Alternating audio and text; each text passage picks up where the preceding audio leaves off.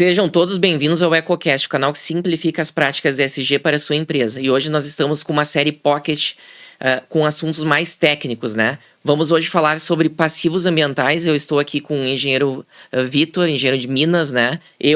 Engenheiro químico Pietro, e nós vamos bater um papo a respeito do que são passivos ambientais, quais são as definições, né? E eu já convido de cara o Vitor a dar uma palavra do que é um passivo ambiental, o que define um passivo ambiental. Então tá, pessoal, isso aí. Nós vamos falar de maneiras um pouquinho mais técnica, tá? Mas ao mesmo tempo compreensível para você que estiver ali adquirindo, você empresário, estiver adquirindo um empreendimento, você ter esse cuidado. O passivo ambiental é um dano que talvez exista naquele terreno onde você está querendo se instalar o seu negócio. Principalmente questões assim de algum derramamento de óleo, algum combustível, por exemplo, temos que ter atenção a postos de gasolina, indústrias se estiveram ali. Então, assim, são ações antrópicas causadas pelo ser humano de alguma maneira que prejudica o meio ambiente do local. Não é, Pietro? É isso aí. Na verdade, né, o passivo ambiental, por definição, é um dano provocado geralmente por produtos químicos, né, que o homem, enfim, a atividade que ali estava presente causou, né?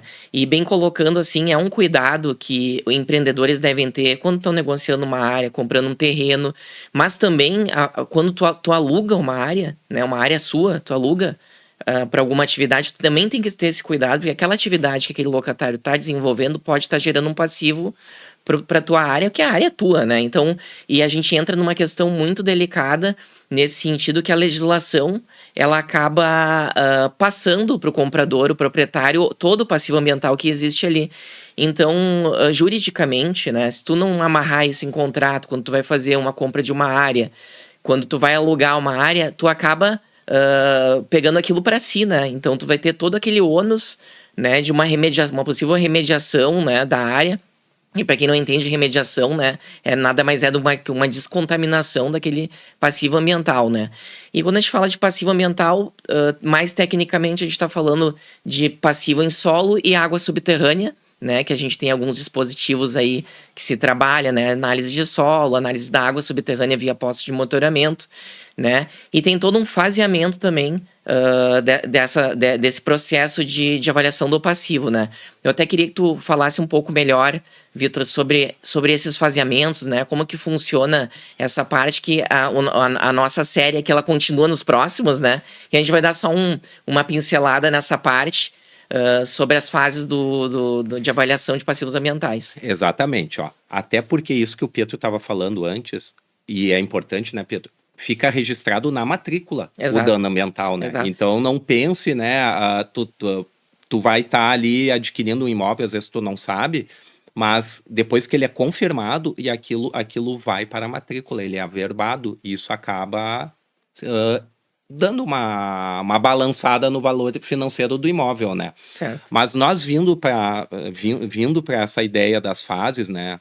Que são as fases a preliminar, a confirmatória, a detalhada, e aí a gente faz uma análise de risco após, e todas essas outras fases a gente vai, se tu estiveres gostando do assunto, a gente vai aprofundar depois. Hoje nós vamos nos ater a 15.515.1, que é a avaliação preliminar, que é o primeiro momento onde tu vai fazer as ações mais simples possíveis, regradas pela normativa brasileira, né, que ela segue outras normas internacionais, é uma normativa maravilhosa, e onde ela vai te dar a segurança se teu terreno, ou seu futuro terreno, está ou não contaminado, né, Pietro? Então, em resumo, né, a importância dessa fase, que é a mais simples de todas, mas é uma das mais importantes no momento de tu avaliar a compra de uma área, uma locação de uma área para algum empreendimento, né, que ali tu vai ter o teu instrumento de dizer, isso daqui tem um potencial de contaminação ou não, né? Isso aqui eu vou ter que ter um cuidado na hora de fazer a minha transação econômica, né?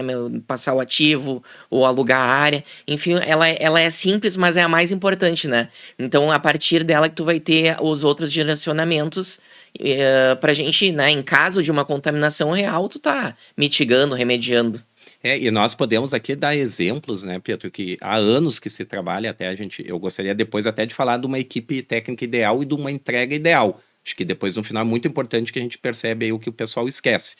Mas assim, ó, o que tem ocorrido, nós já pegamos imóveis, terrenos, onde o pessoal estava construindo prédio e depois no construindo nas escavações para fazer o estacionamento, eles acharam uma contaminação violentíssima e foram milhões para remediar. E não só o problema dos milhões, né, Pedro? O problema é o seguinte, e aí já tinha os compradores dos imóveis querendo ir lá morar e eles tinham que estar pagando aluguel, olha, virou um horror por uma simples preliminar que daí teria apontado para as outras fases que a gente virá explicar. E tem outros exemplos, né, Pedro? Tu te lembra de mais algum? Sim, sim, claro. Outros exemplos de indústrias também que adquiriram, né? Mudaram, né? Adquiriram uma indústria que adquiriu outra, né? Não vamos citar nomes aqui, mas que depois descobriu que tinha um passivo muito grande também que influenciou em toda a atividade, né? Então, eu acho muito importante isso que tu falou do tempo, né? E tempo é dinheiro também, né? Então, tu deixar uma atividade paralisada por conta de um passivo ambiental, além de tu já estar gastando na remediação, tu tá deixando de ganhar, né? Eu não sei o que é pior, Desenvolver né? a tua atividade, né? Então, o nosso assunto meio que a primeira parte, né, Vitor, da avaliação preliminar é isso, né, que a gente tem a falar. Eu acho que era importante a gente falar de uma equipe, E né? eu ia chamar essa parte da parte de equipe, né? Acho que nós aqui, um do meio físico, né? E outro do meio químico, eu acho que é importante tu dar uma ressaltada nessa composição de uma equipe necessária para realizar uma avaliação preliminar. Por mais que a preliminar ela seja inicial, hoje nós vemos muitos colegas fazendo uma boa equipe composta para entender o sítio ali, o local, né, o sítio que possa vir ou não a ter essa... É uma equipe composta ou por um geólogo ou por um engenheiro de minas, que são especificamente entendedores do meio físico, podendo também ter um engenheiro agrônomo, ou, né, somados, né, Pedro, somados a um engenheiro químico ou um químico, juntamente também com um engenheiro ambiental e, se possível, dependendo do ato, ter um biólogo, tu começa a construir, né, o que teria aquele terreno e o que tu precisará vir a fazer, porque eu gostaria que o Pedro falasse o que a gente mais percebe quando a gente vem para uma fase 2, que a gente vai falar depois, é como orçar e levar ao cliente aquele dano, né, e o valor para remediar aquilo, porque não foi feito na fase 1, o que, Pedro? Um modelo conceitual, né? Então, só para explicando o que é o modelo conceitual, é tu chegar numa conclusão ali das áreas potenciais de contaminação que existam naquela área, né? E a partir disso tu vai ter um plano, né? A preliminar, ela se conclui com um plano de investigação confirmatória, quando assim necessário, né? E que é essencial para o prosseguimento das outras fases, né? E uma coisa bem interessante, tu falou também da parte da biologia, o passivo ambiental não se atém somente ao meio físico e o químico, mas também ele pode atingir a flora, né? E a fauna. E a fauna.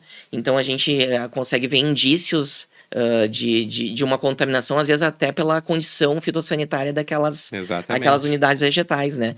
Então, acho que é basicamente esse é o nosso primeiro pocket, né, sobre o assunto, mas a gente convida todo mundo aí a assistir os próximos, né?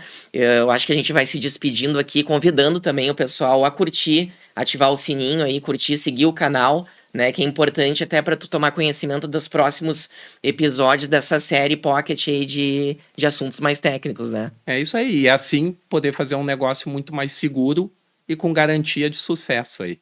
Yeah. Até mais.